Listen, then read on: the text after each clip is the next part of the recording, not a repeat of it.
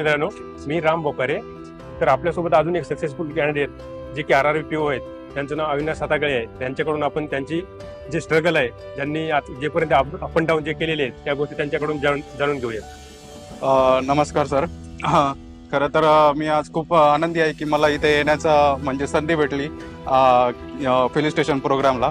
तर सर मी 2019ला म्हणजे जेव्हा माझं इंजिनिअरिंग कंप्लीट झालं 2019 पासून मी माझं प्रिपरेशन चालू केलं आणि त्या म्हणजे मी संकल्पला आलो आणि इथे आकाश सरांना भेटलो. तेव्हा मला एक पॉझिटिव्ह वाईब आली जेव्हा आकाश सरांचे मी फर्स्ट टाइम बोललो का मी बँकिंग क्रॅक करू शकतो. काही का असं माझ्यामध्ये तो कॉन्फिडन्स आला की मी बँकिंग कसं पण क्रॅक करू शकतो.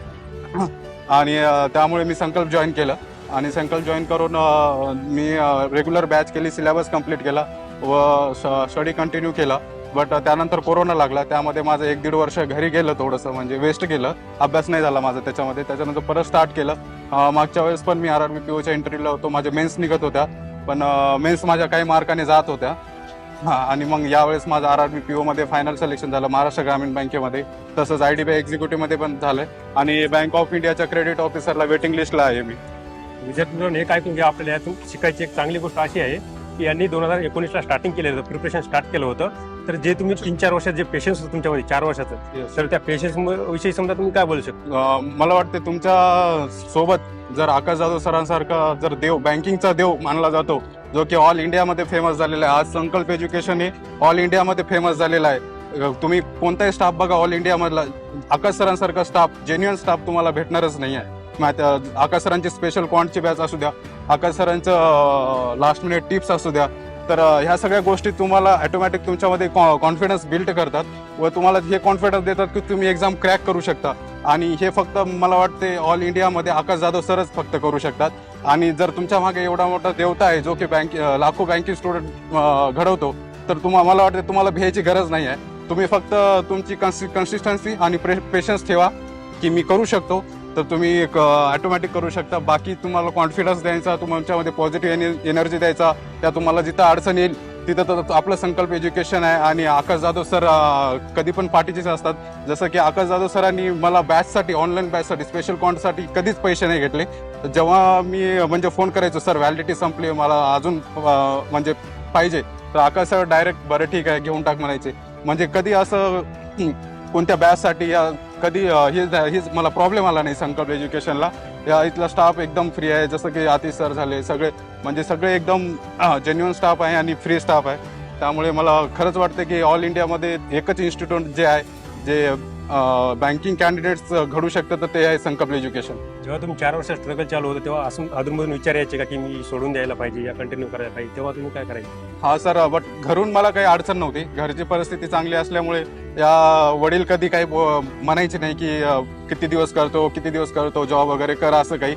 आणि भाऊ, माझा मोठा भाऊ आहे जो तो पण मला कॉम्पिटेटिव्ह एक्झाम थ्रूच तो पण आज ZP मध्ये आहे.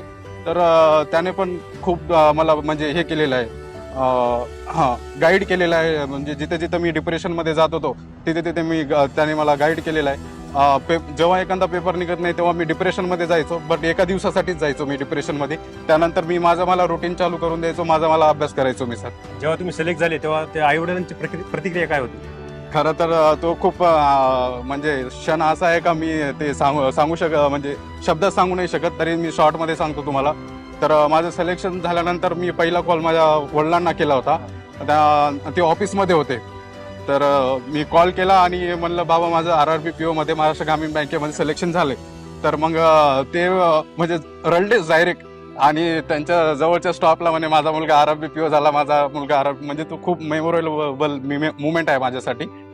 आणि बस. तेव्हा तुम्ही काउन्सिलिंगला यायचे तेव्हा मी सगळ्या गोष्टीला तुमच्या पाहिलेल्या, म्हणजे तुमचं स्ट्रगल सगळ्या गोष्टी तुम्ही काउन्सिलिंगला यायचे, सांगायचे. एवढा तर टाइम नाही आहे आपल्याकडे, पण तुम्ही एक लास्ट मॅसेज आपल्या जे आता प्रिपेअर करता त्याच्यासाठी लास्ट मॅसेज काय देणार? सर, मला वाटते काउन्सिलिंग आणि काउन्सिलिंगमध्ये आपल्याला हे कळतं का आपला अभ्यास कुठपर्यंत आहे. तर आपण कंटिन्यू काउन्सिलिंग घेतली पाहिजे. आणि मला वाटतं संकल्पचा असा एकही स्टाफ नसेल जो वेळ देत नसेल तुम्हाला.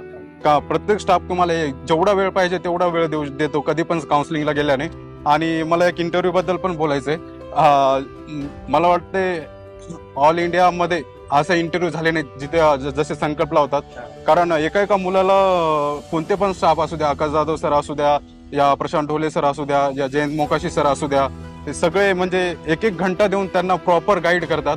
म्हणजे खरंच हे खूप चांगली गोष्ट आहे, जे की स्टाफ एवढे कष्ट घेतो विद्यार्थ्यांमागे, त्यामुळेच आज एवढे विद्यार्थी सक्सेस आहे आणि ऑल इंडियामध्ये संकल्प टॉपला आहे. असं म्हणतात की सबर का फल मिठा होत आहे. तेच जर तुम्हाला 4 वर्ष तुम्ही जे सबर केला त्याचं चांगलंच फळ RRBPO या मार्फत भेटले, तरी तुम्हाला टीम संकल्प करून पुढील वाटचालीसाठी खूप खूप शुभेच्छा.